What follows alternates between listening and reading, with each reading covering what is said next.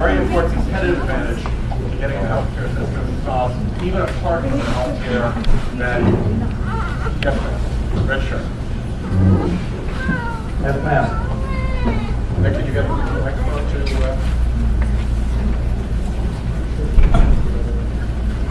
Thank you. Michael, again, doing government healthcare plan. My name is Kathy from Johnston, sorry. And because my concern is taking away our freedoms and our freedom of choice.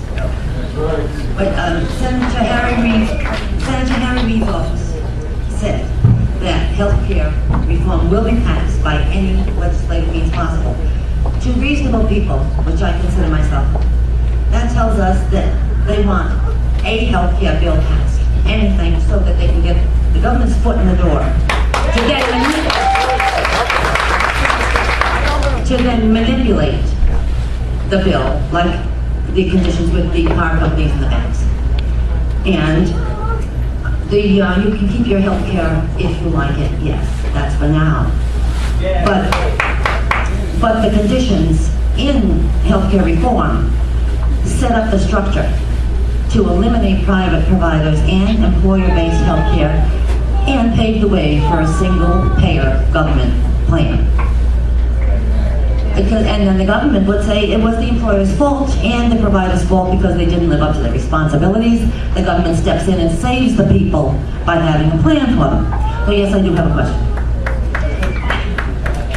And my question is that Rhode Island's delegation, all four, have said that you will be voting for government healthcare reform. But I would like to know when our government changed from elected officials representing American citizens to elected officials representing their own political agenda.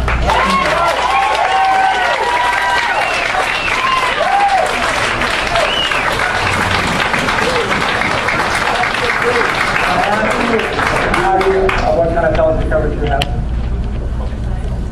And what kind of health coverage? Blue Cross, you don't have Medicare? Oh, yes.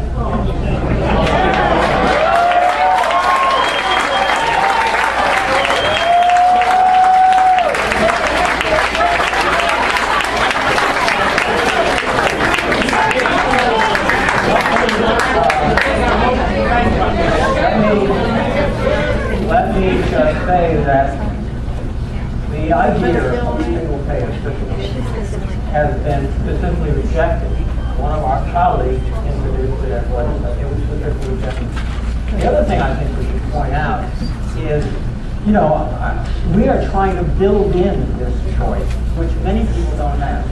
If you have employer coverage and you're laid off, try to get health care insurance on your own. Virtually impossible. When COBRA runs out, which is federal support for people who are temporary.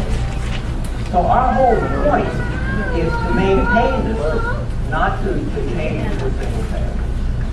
Frankly, we learned that from the 1993, 1994 hearing, where that was a single payer proposal.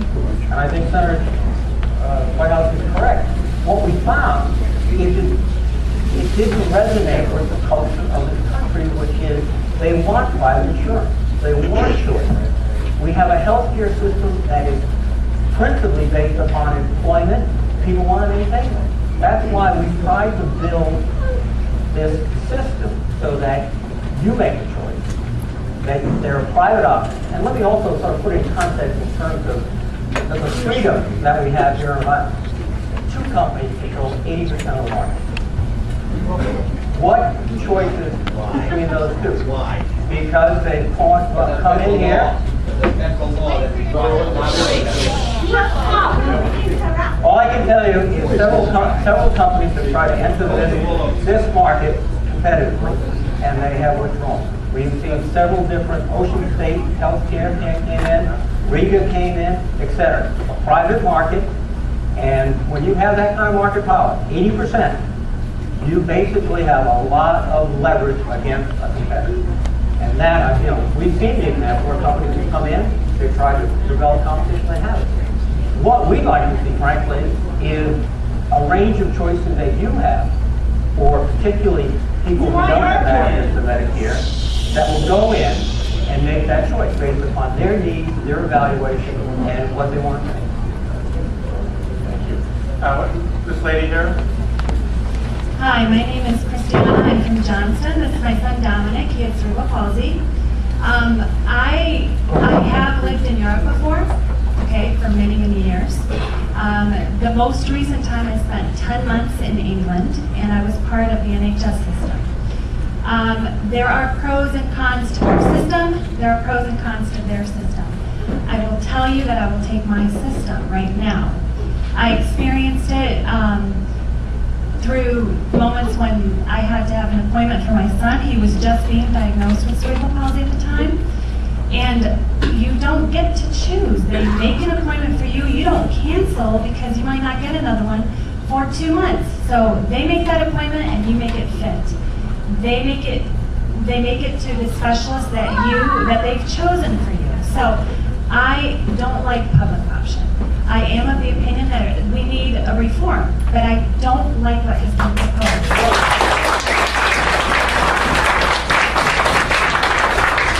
So I do have a question for you. One side comment, I don't like what I've read because I don't like what's been built into it. There are moral concerns that I'm very much concerned about. He was 25 weeks and 2 days. That's close to my heart because I don't know if you've been to a NICU, neonatal intensive care unit, okay?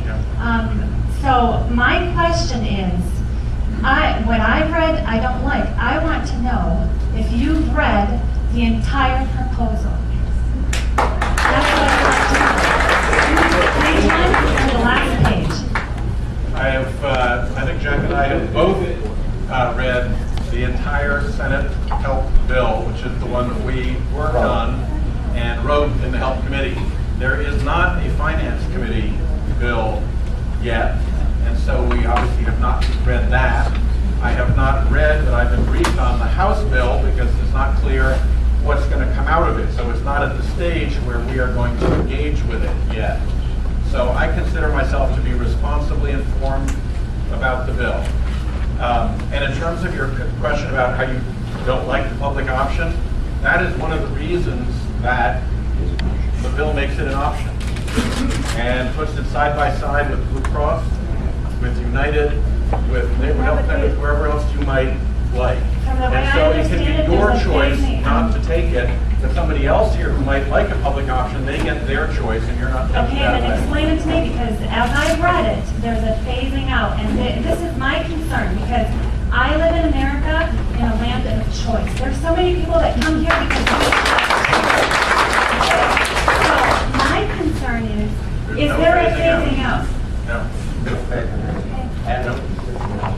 In fact, the ideal situation is an active marketplace with several private industry competitors and a public competitor for those who choose it, and an exchange where people can come to that marketplace and get treated fairly, whether they're a big corporation or a small business or a single payer, and know going in that this is the price, this is the product, and I can shop between them without having to negotiate and take it or leave it if you're a small provider, while the big corporations get the benefit and walk away with huge savings compared to private individuals. So that's sort of the ideal model that we're trying for. This gentleman's got his hand up a lot here. Right there.